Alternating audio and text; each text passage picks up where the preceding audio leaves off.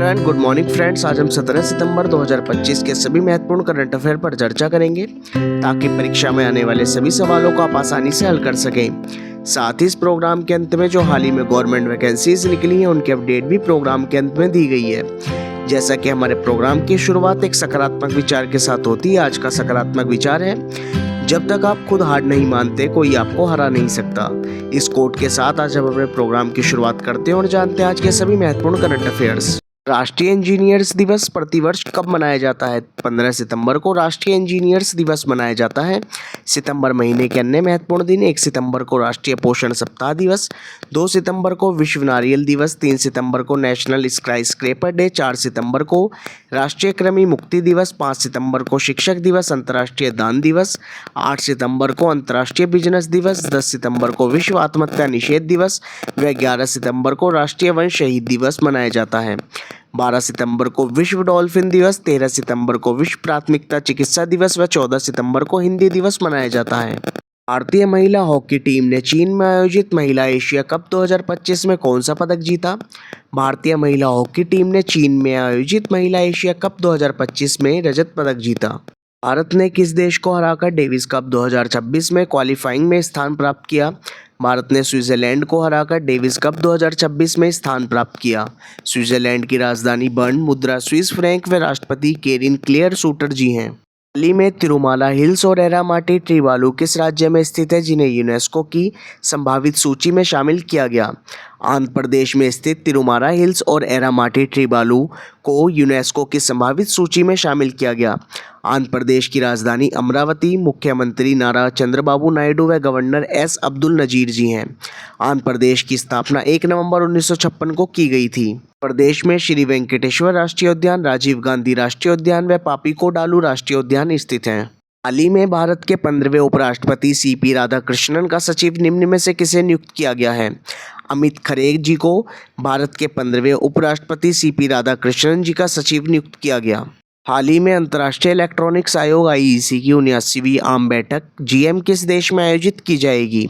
अंतर्राष्ट्रीय इलेक्ट्रॉनिक्स आयोग की 79वीं आम बैठक भारत में आयोजित की जाएगी। हाल ही में किस देश ने कोआला को क्लेमाइडिया से बचाने के लिए दुनिया के पहले टीके को मंजूरी दी है? ऑस्ट्रेलिया ने कोआला को क्लेमाइडिया से बचाने के लिए दुनिया के पहले टीके को मंजूरी दी। ऑस्ट्रेलिया की राजधानी कैनबरा व प्रधानमंत्री एंथनी अल्बनीज जी हैं। रिकी हेटन कौन थे जिनका 46 वर्ष की आयु में निधन हो गया? रिकी हेटन एक प्रसिद्ध मुक्केबाज थे जिनका 46 वर्ष की आयु में निधन हुआ। हाल ही में पहला वार्षिक ग्रीन हाइड्रोजन अनुसंधान और विकास सम्मेलन 2025 निम्न में से किस शहर में आयोजित किया गया? नई दिल्ली में पहला वार्षिक ग्रीन हाइड्रोजन अनुसंधान और विकास सम्मेलन 2025 आयोजित किया गया। भारत की जैस्मिन लैम्बोरिया ने लिवरपूल में आयोजित विश्व मुक्केबाजी चैंपियनशिप 2025 में कौन सा पदक जीता?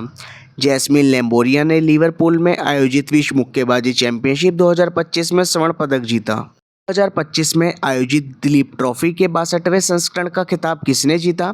सेंट्रल जोन ने वर्ष 2025 में आयोजित दिलीप ट्रॉफी के 62वें संस्करण का खिताब जीता। हाल ही में 11वें राष्ट्रमंडल संसदीय संघ भारत क्षेत्र सम्मेलन का आयोजन कहाँ किया गया? कर्नाटका के बेंगलुरु में 11वें राष्ट्रमंडल संसदीय संघ भारत क्षेत्र सम्मेलन का आयोजन किया गया। कर्नाटका की राजधानी बेंगलुरु, मुख्यमंत्री सिद्धारमैया व गवर्नर थावरचंद्र गहलोत जी हैं। कर्नाटका में बांदीपुर राष्ट्रीय उद्यान, रगरहोल राष्ट्रीय उद्यान, अंशी राष्ट्रीय उद्यान, बनेरकट्टा राष्ट्रीय उद्यान व कुदेरमुख राष्ट्रीय उद्यान स्थित हैं। 5वें राजभाषा सम्मेलन का उद्घाटन निम्न में से किस शहर में किया गया? गुजरात के गांधीनगर में 5वें राजभाषा सम्मेलन का उद्घाटन किया गया। गुजरात की राजधानी गांधीनगर, मुख्यमंत्री भूपेंद्र भाई पटेल व गवर्नर आचार्य देवव्रत जी हैं।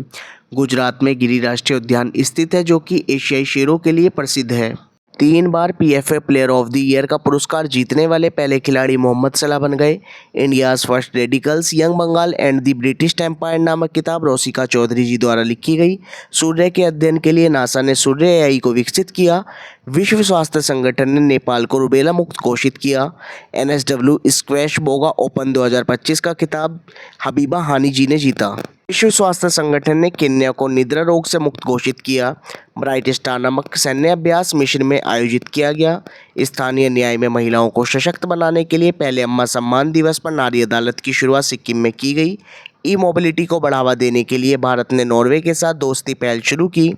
दिनेश के पटनायक को कनाडा में भारत का उच्चायुक्त नियुक्त किया गया। अंतर्राष्ट्रीय मुद्रा कोष का कार्यकारी निर्देशक उर्जित पटेल को नियुक्त किया गया। मई 2025 के लिए आईसीसी पुरुष player of the month Shubman Gill Bharat व सोफिया डकले इंग्लैंड को आईसीसी महिला प्लेयर ऑफ द मंथ चुना गया। जास्कर महोत्सव के 10वें संस्करण का आयोजन लद्दाख में किया जाएगा। विश्व प्रसिद्ध टाइम मैगजीन द्वारा तेजस्वी मनोज को किड ऑफ द ईयर 2025 चुना गया। पहला अंतर्राष्ट्रीय पाली सम्मेलन का आयोजन श्रीलंका में किया गया। Cessation of the successful the flight out of the new India नामक किताब संजय बारूजी द्वारा लिखी गई। भारतीय रेलवे बोर्ड का अध्यक्ष सतीश कुमार जी को नियुक्त किया गया। टाटा द्वितीय नामक जल विद्युत परियोजना को अरुणाचल प्रदेश राज्य में मंजूरी दी गई। डिफरेंट बट नो लेस नामक किताब अनुपम खेर जी द्वारा लिखी गई। नॉर्वे का प्रधानमंत्री जोनास गैर स्टॉर्मर को नियुक्त किया गया। भारत के पहले टेम्पर्ड ग्लास प्लांट का उद्घाटन नोएडा में किया गया। भारत का पहला पूर्ण स्तरीय सेमीकंडक्टर संयंत्र गुजरात में खोला गया। कॉन्स्टिट्यूशन क्लब ऑफ इंडिया का सचिव राजीव प्रताप रूडी जी को नियुक्त किया गया। अंत में चर्चा करते हैं आज के अभ्यास प्रश्न पर। हाल ही में भारत के 15वें उपराष्ट्रपति सीपी राधाकृष्णन का सचिव निम्न में से किसे नियुक्त किया गया? ए शिवम तनेजा, बी अनिरुद्ध जैन, सी रोहित गुप्ता या डी अमित खरे। सही उत्तर का चयन करें। अब हम चर्चा करते हैं अपने गवर्नमेंट वैकेंसीज के सेगमेंट पर। पहली vacancy Uttar Pradesh police SI के पद पर निकली हुई है, जिसकी लास्ट एप्लीकेशन डेट 11 सितंबर है। इसमें 4543 पद हैं। दूसरी वैकेंसी रेलवे में निकली हुई है, जिसकी लास्ट एप्लीकेशन डेट 14 अक्टूबर है। इसमें 368 पद हैं। तीसरी vacancy BSF border security force में निकली हुई है, जिसकी लास्ट एप्लीकेशन डेट 23 सितंबर है, जिसमें 1121 पद हैं। आप फॉर्म भरें। हम आपके सफल भविष्य की कामना करते हैं।